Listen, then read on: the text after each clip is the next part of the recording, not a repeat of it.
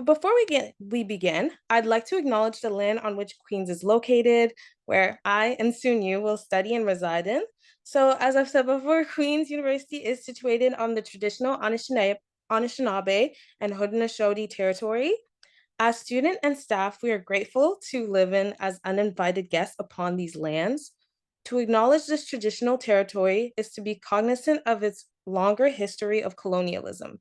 It is very important to recognize this land's significance for the Indigenous peoples whose practices were tied to and continue to develop in relationship with the land. It is also important to understand the long-standing history of Kingston that has brought us to reside here. This significance exists beyond the historical context and is still ongoing. We need to be mindful of our present participation and actions on these ancestral and treaty lands where we teach, learn, and live. As settlers, we understand that it is due to the colonization that we can enjoy these lands and the opportunities it has provided. We understand the privileges from which we have benefited and understand the responsibility we have to dismantle the perpetuation of these colonial systems. In the future, we strive to represent aspects of indigeneity within our programming and will express our appreciation through continuous efforts toward diversity, inclusivity, and equity. We encourage you to learn more about the history of the Indigenous lands in Kingston through the Office of Indigenous Initiatives and the Four Directions Indigenous Student Center using their website or on-campus resources. Now, let's move on to our speakers for today, starting with myself. My name is Cassandra, and I use she, her pronouns, and I'm the student lead for the off-campus community. I am responsible for the programming and supporting of first years who live off campus, and I'm sure I'll be seeing many of you this year, and I'm very excited to get to know you all. We also have Mel, the orientation and transition coordinator on the back end to answer your questions. If you have anything you would like to ask, please put it in our Q&A box at the bottom of your screen, and we will then be able to get to them at the end. Now, I'll also be talking a little bit about the off-campus living advisor. I'll allow her to introduce herself first. Hi, so my name is Marianne Tierney. I'm one of two off-campus living advisors here at Queens. We help all Queens students. We meet with students about where and how to look for a rental property. We also help students understand the Residential Tenancies Act and your rights as a tenant. We're unable to provide legal advice, but we can certainly provide support with rental applications and lease reviews. And we also offer tips on how to live with others, as well as landlord and housemate conflict resolution. So first, I'll just introduce the off-campus community, or the OCC, a little bit.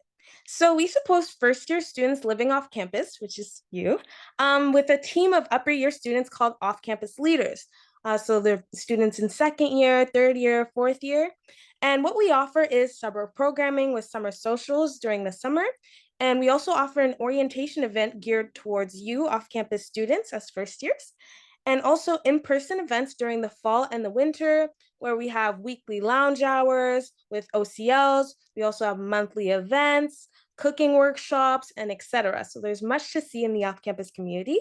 You would also receive support from OCLs frequently. They would reach out to you. And if you ever have any questions or are dealing with any issues that you would find that your OCL will be able to help you with, feel free to go and contact them. That's what they're there for. And we also share a lot of helpful content and resources on our social media. So if you guys want to, check in on our social media, you can find us on Instagram at Queens UOCC, well, OCC at, well, no, yeah, Queens UOCC at Queens UOCC. Sorry, I just got confused by the email. But anyways, you could also find us on Facebook if you use Facebook instead of Instagram. So feel free. And yeah, I'll just pass it on to Marianne. Also, if you guys want to register, you don't need to. You're automatically registered as an off-campus student, and all of our events are free. We may also ask you to RSVP for some events, since, for example, for some certain movie nights or etc., we may have like limited seats available, which is why it's very important to follow us on social media if you want to keep up to date. And you could also email us at occ@queensu.ca if you want more information.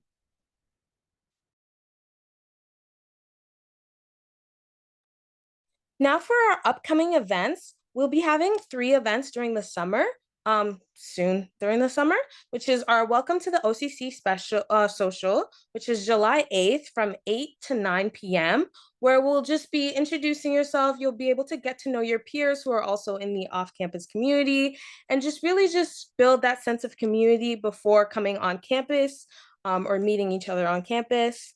Um, and also, we'll be having the Ask Me Anything social with Marianne once again, where you'll be able to ask any questions that you weren't able to answer here, and just have a casual chat too. And also, we'll have our social and games night, which is just a social once again to get to know your peers, but we'll be playing some games, and that will be August 16th from 6 to 7 p.m.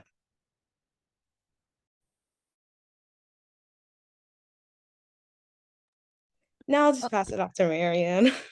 Thanks, Cassandra. So now I'm just going to get started with our formal presentation regarding navigating the Kingston rental market. So if you are comfortable sharing, if you could put it in the chat, what have you heard about Kingston housing, housing searches, landlords, etc.? So please don't be shy. If you're not comfortable with it, I understand, but if you are able to just put a comment, I would appreciate it.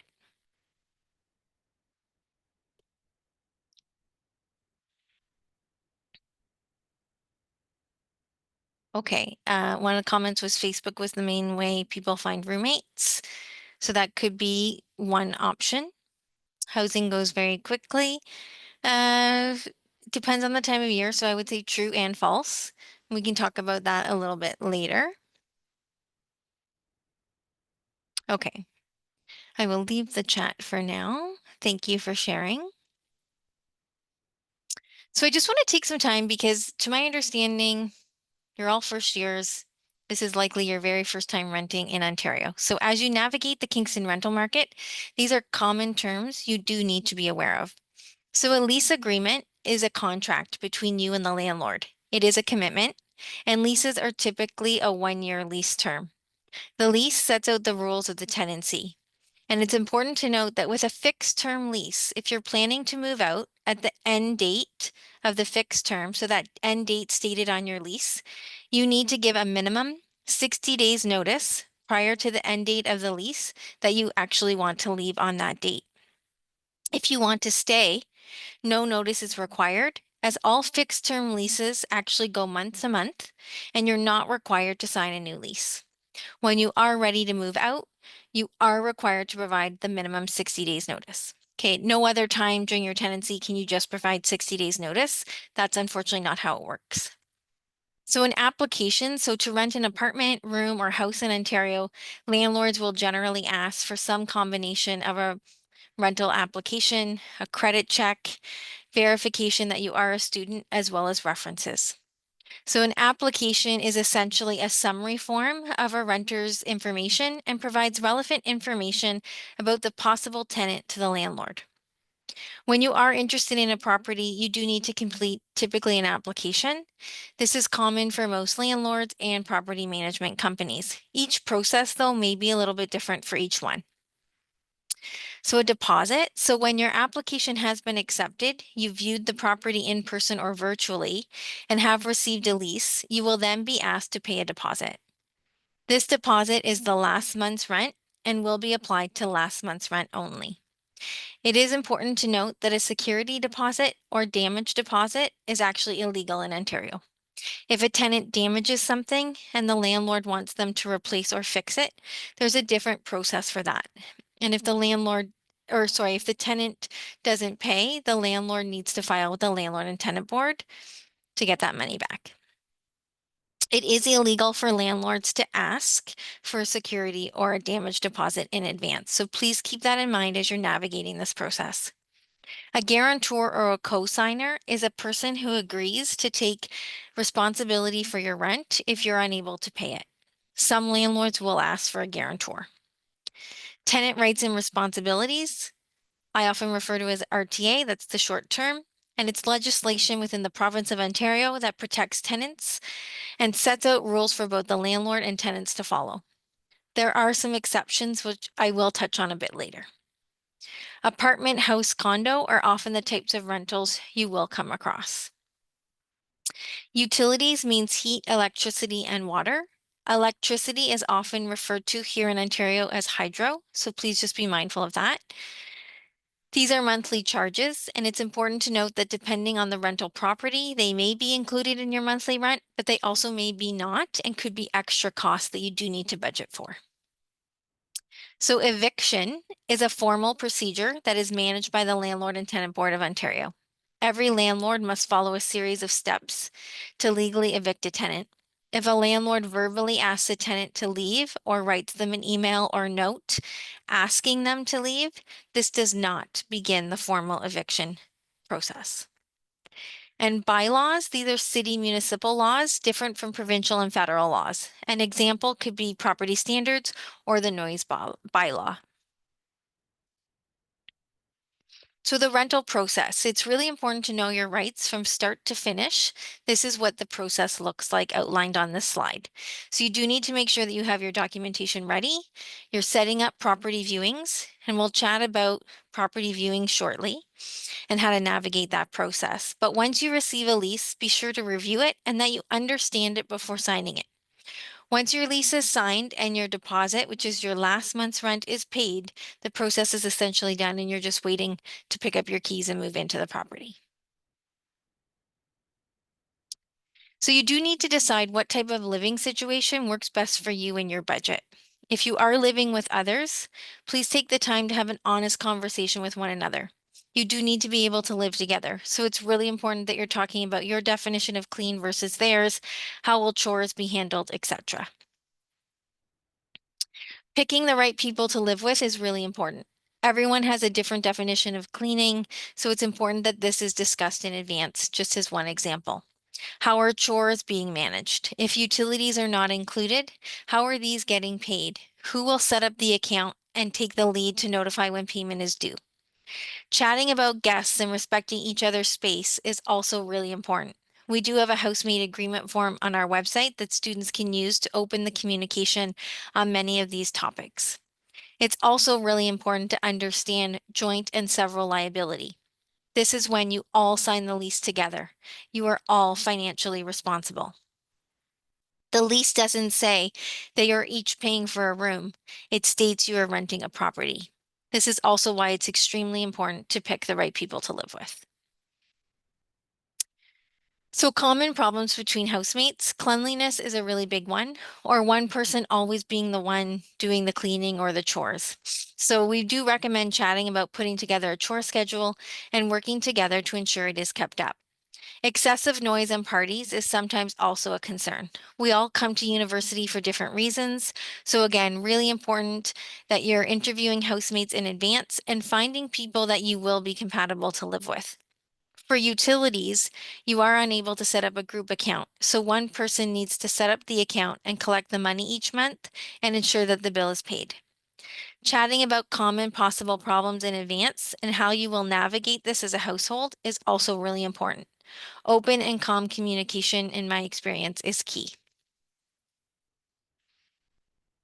So this slide here is your final reminder that you do need to have those conversations with future housemates in advance, preferably before signing a lease. If you have signed a lease, then please have those conversations before you move in together. I do offer conflict mediation. However, some in advance solutions are opening the lines of communication right away, establishing house rules and expectations early on, talking about chores in advance and creating that chore schedule, and agreeing to talk to one another as concerns arise, as opposed to ignoring these concerns. Again, from my experience, open and calm communication is an effective tool. So starting your housing search. So it is important to note that once your lease is signed, you can't get out of it. A lease is a legally binding contract.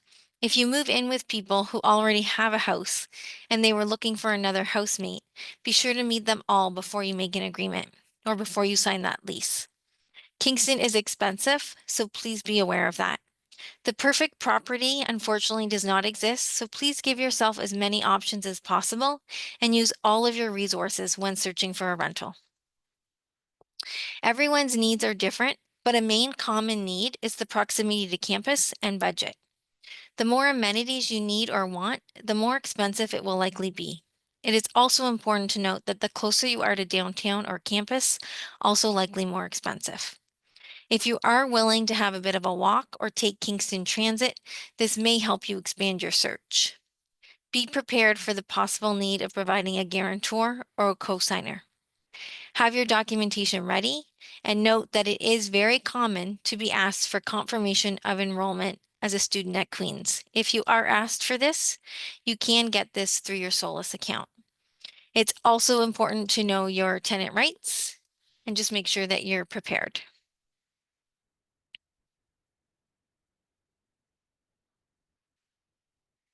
So navigating the Kingston rental market can be challenging. Kingston is also more expensive than people realize. So this slide outlines the varying prices, not in one specific area, but in general for Kingston. So a room in a shared home with other students works out to be usually around $700, $750, as high as $1,300. Okay. And a one bedroom or a bachelor apartment ranges anywhere from 1,400 up to the high end of 2,400. I even saw some the other day as high as 2,600. So please keep in mind with all of these scenarios, that doesn't necessarily include utilities or internet or furniture, etc. So these are just approximate pricing for Kingston. These prices are based on a variety of factors. So living with others is typically more affordable, and the closer you are to campus or downtown, typically more expensive. So it's also important to note that the landlord mindset changes when they're close to campus. They're thinking, how much money can I get per room? The farther from campus tends to be less expensive. The landlord mindset shifts there. They're thinking overall property, not necessarily how much per bedroom can I get. So more amenities typically means more expensive. You also need to consider other costs than just rent. A lot of students expect apartments to be furnished. This is extremely rare, so you do need to budget for furniture. Tenant insurance is sometimes required and is stated in your lease sometimes as a requirement and is approximately $20 to $30 a month.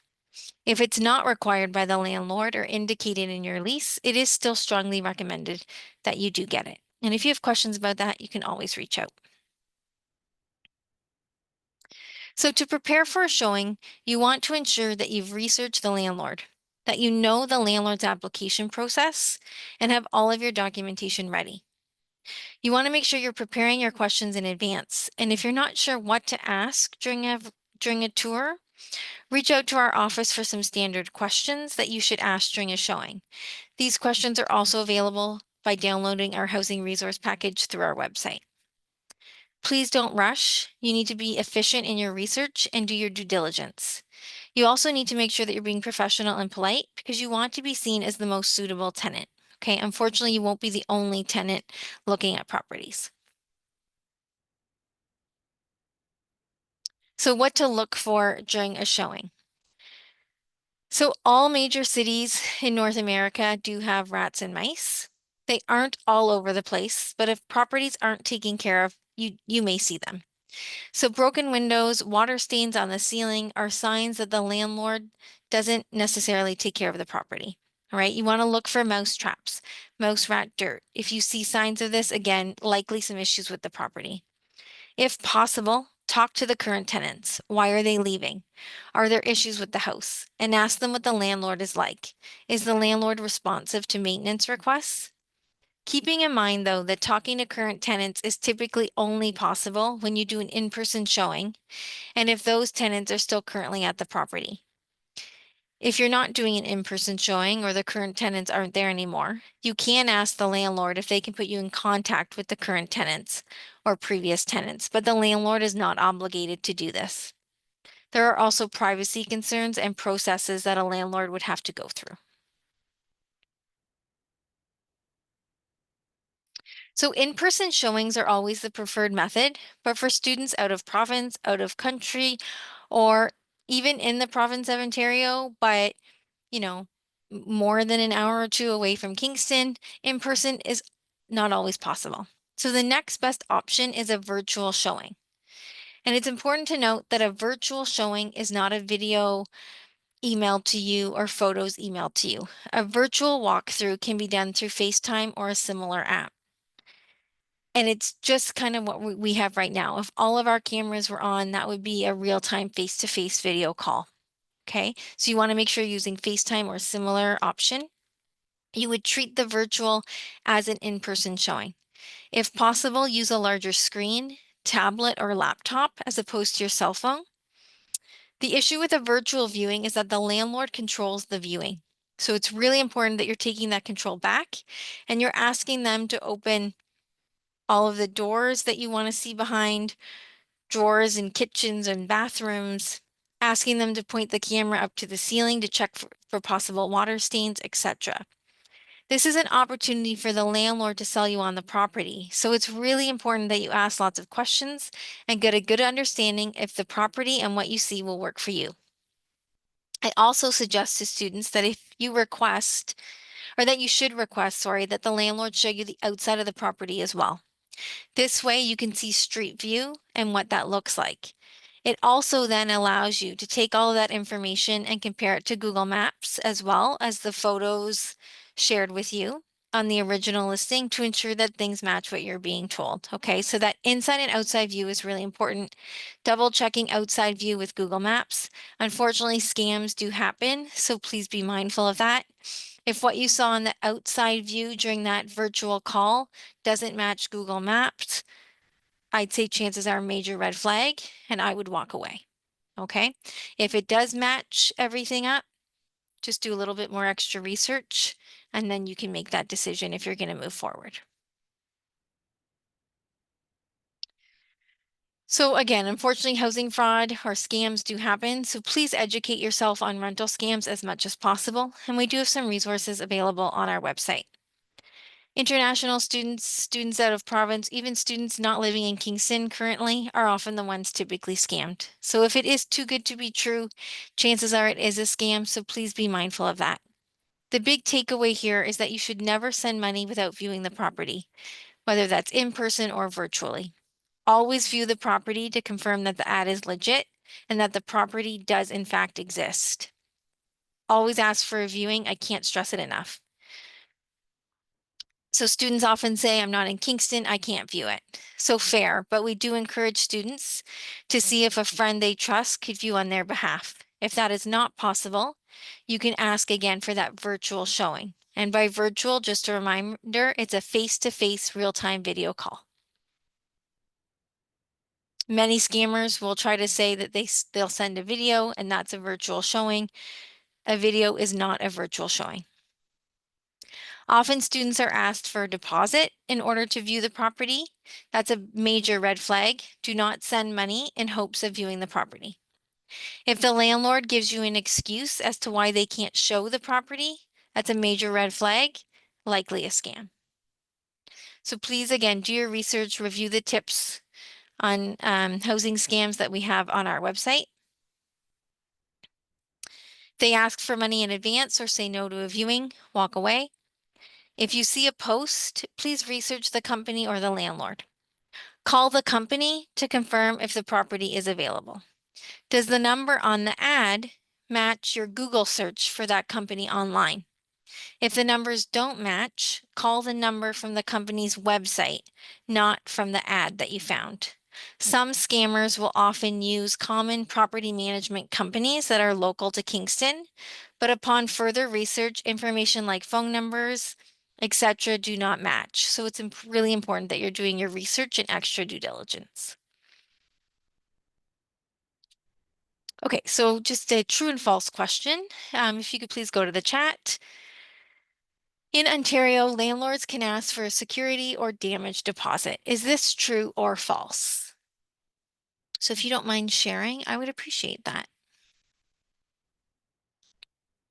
Okay, I'm seeing several falses.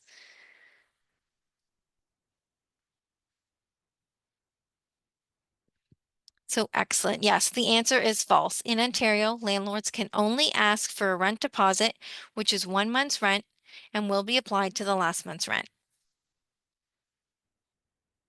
So when to start your search? So I would suggest to start looking now, but please be mindful that you currently may be seeing a lot of summer sublets being offered right now and not a lot of leases just yet or properties available for September. So in Ontario, with a fixed term lease, even with a specified end date, a tenant is required to give a minimum of 60 days notice prior to that end date of the lease that they are leaving the rental unit on that date. Keeping that information in mind is super important. If you don't want to move out on that date, then you do not need to sign the new lease and your lease automatically continues as month to month. When a tenant is month to month, they are also required to give a minimum of 60 days notice in order to vacate. At no other time can you just give notice and vacate. And it's also important to note that leases are typically 12 months and short-term leases are rare.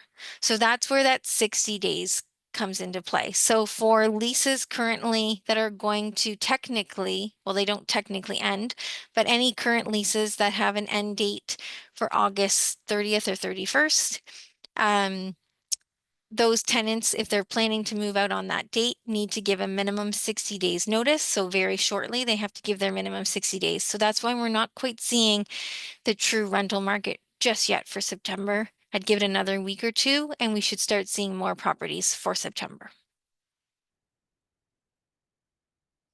So please check out our resource package available on our website. You can use this QR code to download it. Please make sure that you're using all the resources and websites that we have available through our website.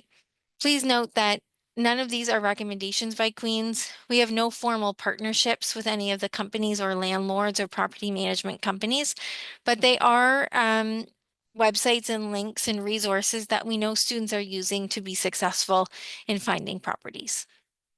So a few examples could be the Queens Accommodation Listing Service, Facebook Marketplace, or rentals.ca. Again, there's just not one website that landlords use to post.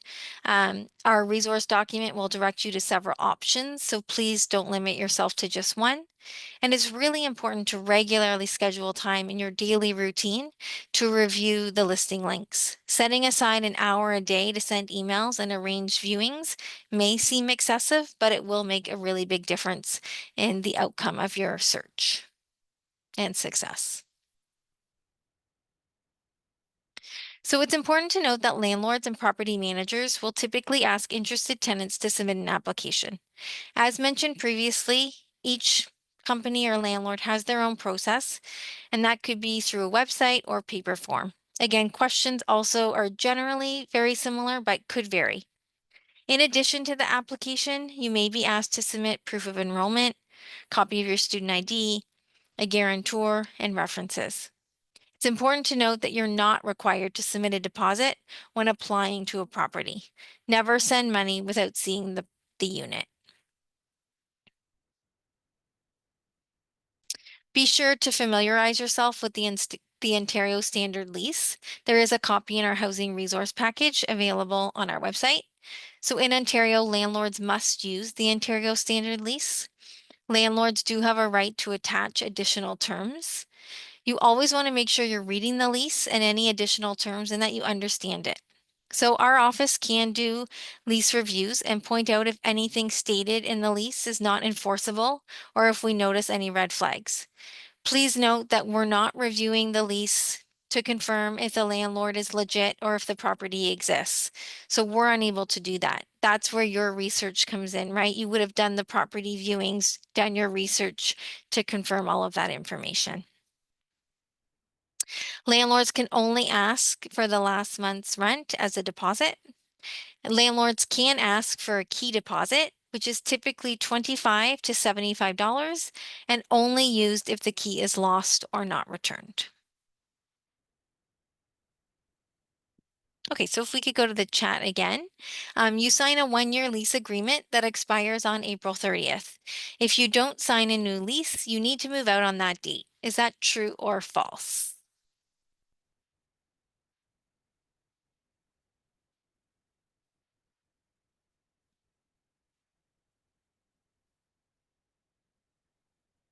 Okay, so I'm seeing a couple trues.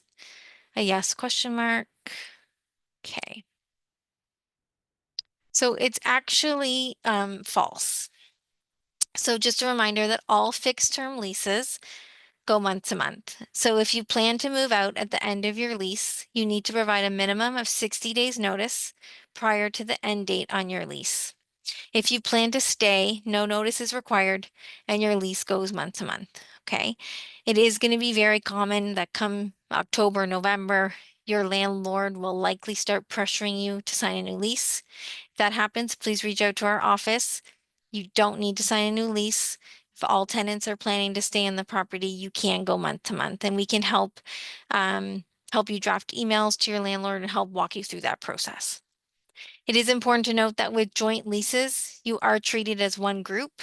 So one tenant can't just decide not to stay and the others go month to month. Fortunately, it doesn't work that way. It's either you all stay or you all go. So it's really important that you are reading the lease agreement and understanding it before you sign it. This slide lists some of the common things that landlords will ask for, even though they should not be. So some landlords will ask for you to sign an N11 form when signing your lease. An N11 is an agreement to terminate at the end of the lease term. A landlord cannot require the tenant to sign an N11 agreement to end the tenancy as a condition of agreeing to rent a unit. A tenant does not have to move out based on this agreement if the landlord required the tenant to sign it when the tenant agreed to rent the unit. So please keep that in mind. It's very common, so that's why we're bringing it up. Landlords can't just come into the rental unit. They are required to provide 24 hours notice. If there is flooding or something like that, then that's considered an emergency exception and they can't enter without notice. Please ensure that you're reading and understanding your lease agreement before you sign it. It is a legally binding contract, and if you don't understand it or you have questions, please reach out to our office and we can do our best to assist. It's also really important that you keep a copy of your lease. Often students will reach out to us with questions. Often we need to look at the lease in order to sometimes answer the questions or point the student in the right direction. When we ask for the lease, often they say we don't have it. Okay, so just making sure that once you sign it, you are making sure that the landlord gives you a copy. If they don't give you a copy right away or within, I think it's under the RTA, they're required to give it to you within 21 days. Make sure that you're following up to get it because you are entitled to getting a copy. You can always ask the landlord for it, but again, keeping a copy right away from the beginning is super important. And it's really important to be referencing it throughout your tenancy in case you have questions or want to confirm what you agreed to. So I just mentioned on the previous slide briefly about the N11. So this is an example of the form, and some landlords use this form to try and force you to move out by signing it. There are some exceptions if you are renting from Queens and community housing is your landlord. That information is stated on the form as they have some exemptions. In the province of Ontario, as I mentioned, leases go month to month. So some landlords use the N11 as a tactic for you to sign a new lease as opposed to you not signing a new lease and going month to month.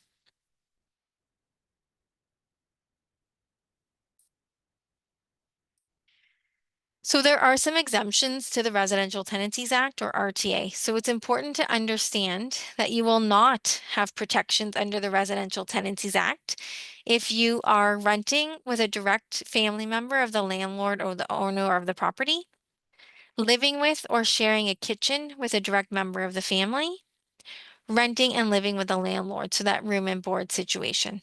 So that means that if there are issues or concerns, especially regarding finances, you would need to go to small claims court, not the landlord and tenant board, small claims court.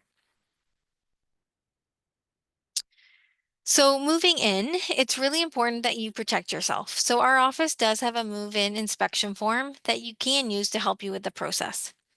It is really important that if the landlord is not with you during move-in day, that you do your own inspection of the entire unit before you move in any of your belongings. In a perfect world, or best case scenario, the landlord in my opinion, should be there to do the move-in inspection with you. But from what I'm hearing from students, that's very uncommon these days. So it's really important that you're doing your own. Take pictures of the property and note any damages. You're not doing this so the landlord will necessarily fix the damages, but you're doing it so that you're not charged for them when you do leave the property. Okay, if your lease states that you are required to get tenant insurance, then this is a requirement and you do need to get it. And that's typically a condition in order to get your keys. So typically you do need to provide proof that you have that, or you won't receive your keys. And there'll be a delay, but you're still obligated to pay your rent. So if you are living with others, it's important that you're doing your part. And treating others the way you want to be treated. So as mentioned previously, you want to have those open communications and discuss how chores and things will be divided in advance. It's also important to chat about food. Are you going to share certain household items, like common things like maybe ketchup or paper towel or milk, things like that? It's really important that these discussions are taking place. You don't want to take something that doesn't belong to you without asking first. And it may seem like a small thing, but I've seen situations where then it escalates to something larger. So please have those discussions, even if it does seem corny. So these are some common notices from landlords. I'm not going to go into detail, but if you ever have questions, please don't hesitate to reach out. It's really important that you're doing your research and you're educating yourself on your rights as tenants here in the province of Ontario. It's also important that with any of these common notices that landlords may use, it's important to know that there's a process for each and every one of them. A landlord can't just kick you out or evict you. There is a process for that, and they would need to file with the landlord and tenant board. The process to get a hearing to determine if they can evict you can take anywhere from 4 to 16 months. Key takeaway is that there's a process for every form. So if we could go to the chat, I love my chat questions. Please answer yes or no. You are a tenant, rent is paid on time and in full monthly, but you have broken one of the many terms and conditions your landlord has added to your lease. The landlord has found out and is threatening to evict you as soon as next week by changing the locks. Can the landlord do this?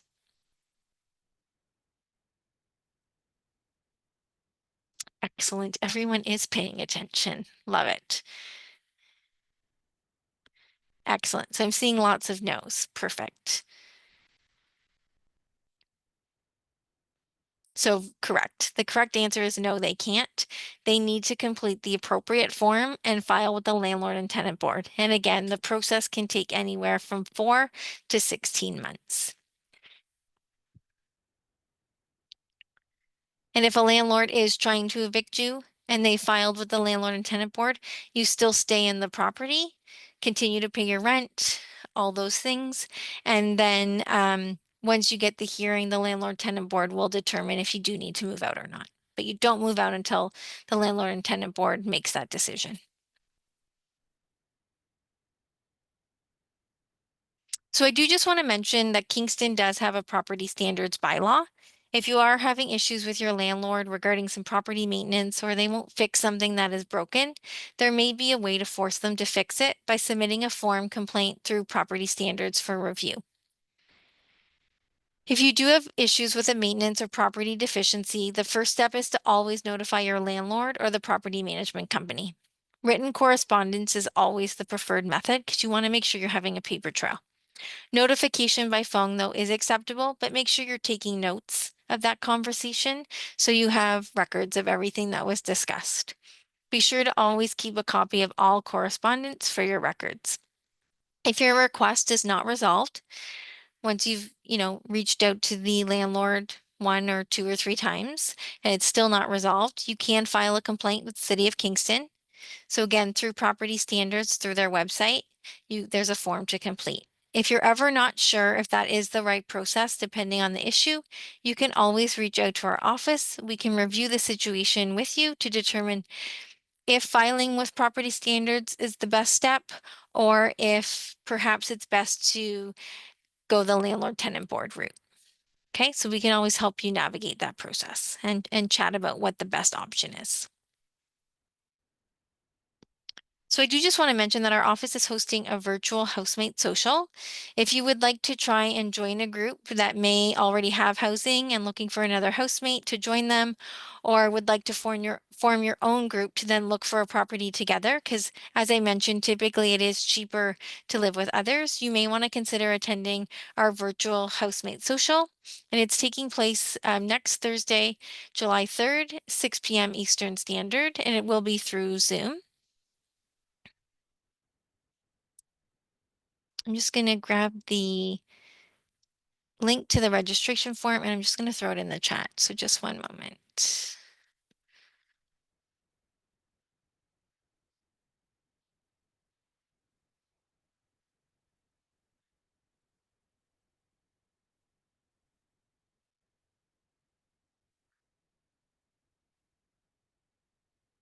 Okay, there's the link if you're interested.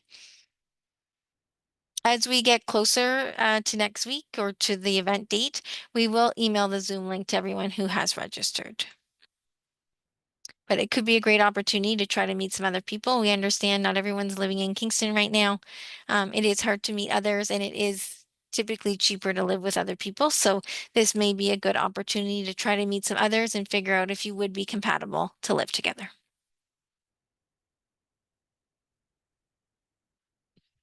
So I just wanted to quickly touch base on-campus meal plans. So meal plans are not my area, but I did just want to mention that this is something if you are interested in, you can reach out to dining services about meal plan options for students living off campus. So there are a few different options.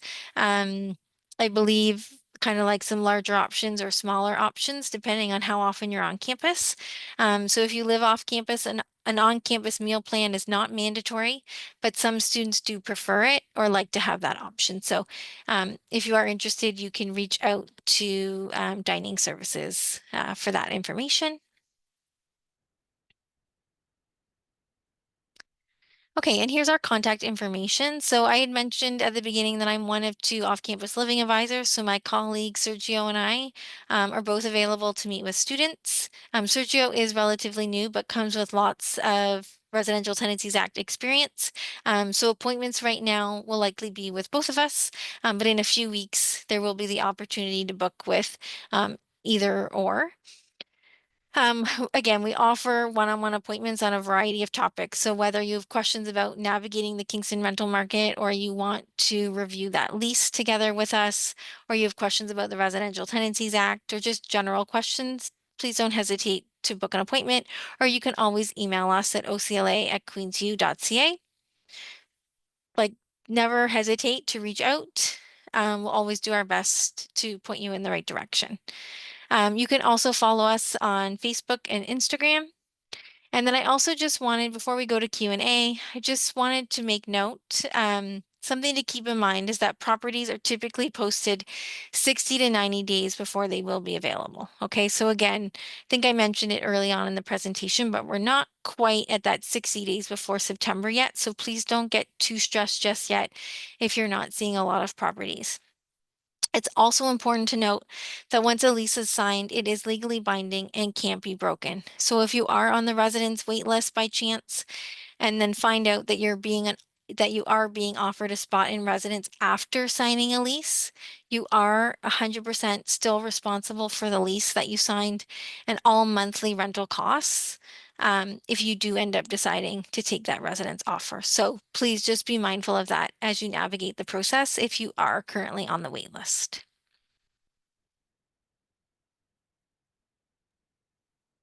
Thank you so much, Marianne, for providing all that helpful information for housing and how to search for housing. So we'll now be going into our Q&A session. So I see that a few of you guys have submitted questions already, so I'll just be shooting that off to Mary Ann. Let me just pull all of them up. Now, the first question is, what are the reliable websites where renters can find a place?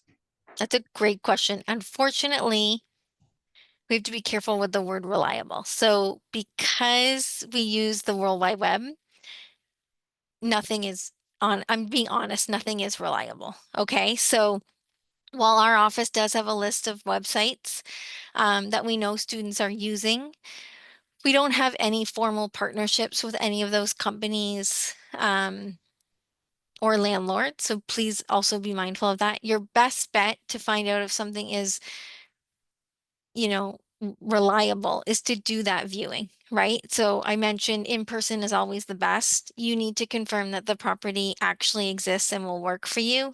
And if you can't come to Kingston to view the property in person, ask for that virtual viewing and follow those tips that I mentioned. So that inside and outside view comparing to Google Maps. It's super important that when you're doing a virtual viewing that you're also seeing that outside view on that face-to-face real-time call with the landlord. So that goes a long way. It really comes down to research. I wish there was one website out there that was not scam-free, but unfortunately, nothing is reliable. Yeah, that's definitely true. Another question we have had is it already too late to look for off-campus housing? I heard that it said apartments, houses, and other rentals go very quickly. Do I need to rush, hurry to find a place and a housemate, or are good housing places still available by the fall?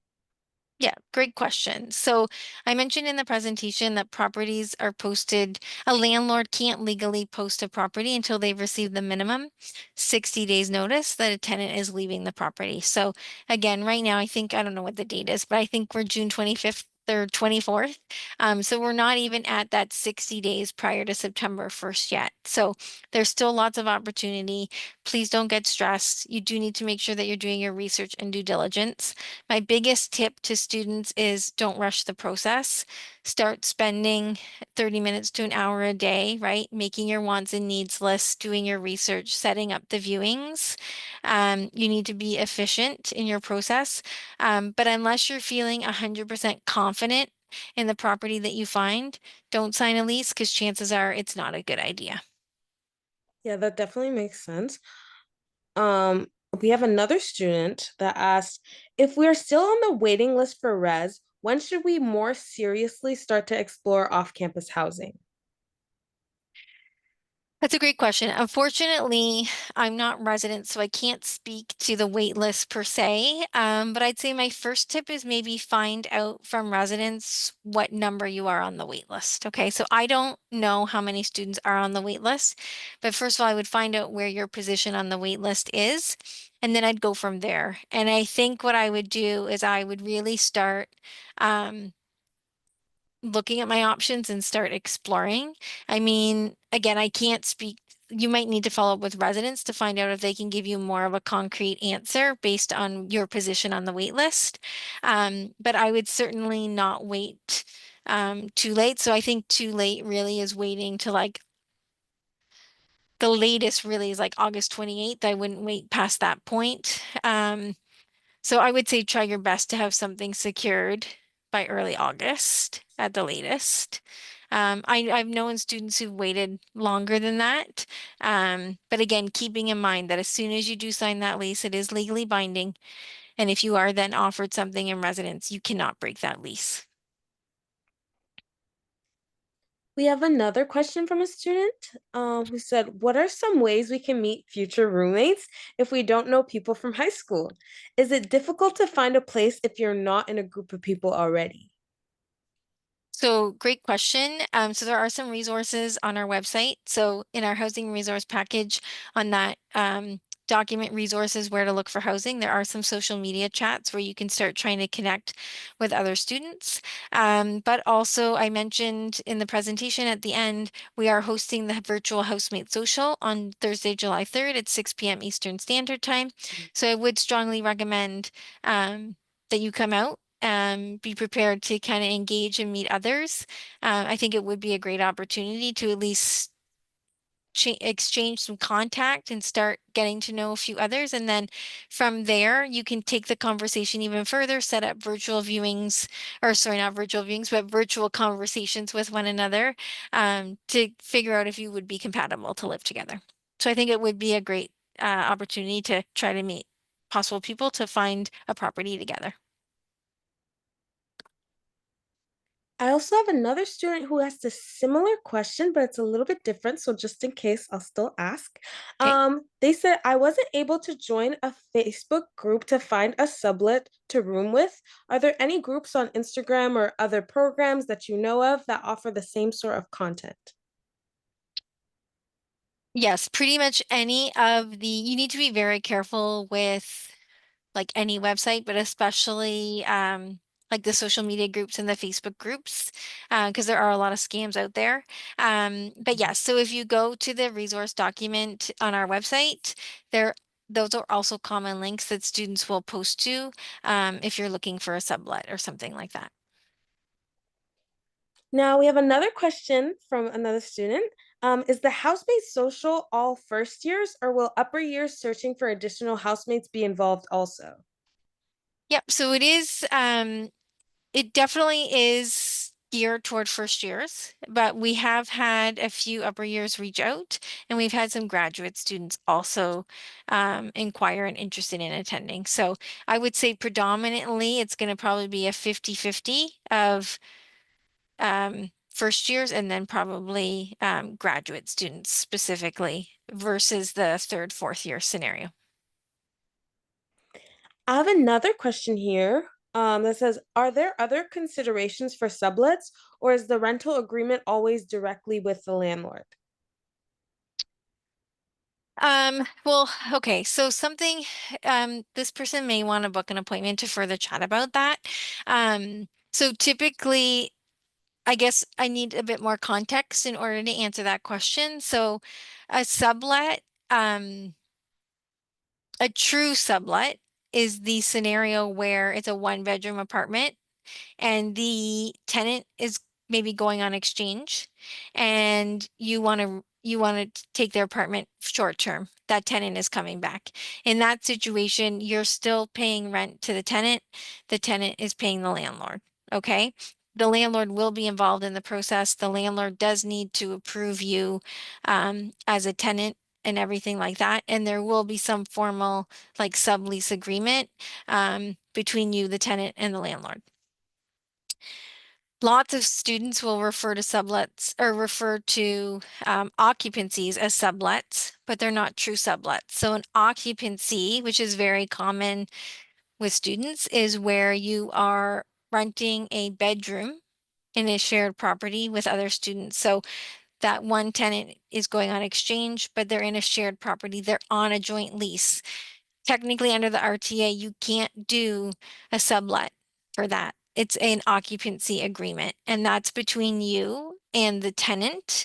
The landlord is not involved. The landlord does not need to approve you or anything like that. You have no rights to the property at all. You're essentially a guest. So that's why it's really important that if you're going with that option, that you're meeting all the other tenants, they're in agreement with you living there, and that there is some type of agreement between you and the tenants confirming everything that you agreed on, how much rent is, when you're moving in, when you're moving out, etc. So if you have questions about that further, please maybe book an appointment.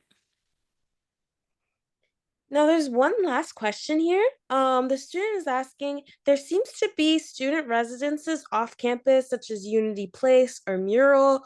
Are these good options for first year students? Yeah, so they're definitely options. It's difficult for me to say if they're good or not. So everybody is looking for something different in a rental property. Just to confirm, they are not residents, right? So they're not owned by Queens. To my understanding of those companies, they try to give the residents experience without being residents. Okay, so they are off-campus private rentals not owned by Queens or affiliated with Queens in any way. So I would recommend that you do some research on those properties or any property, right? Um, and you need to determine if that's what you're looking for. Yeah, unfortunately, I can't say if something is good or not, because good means something different to everybody.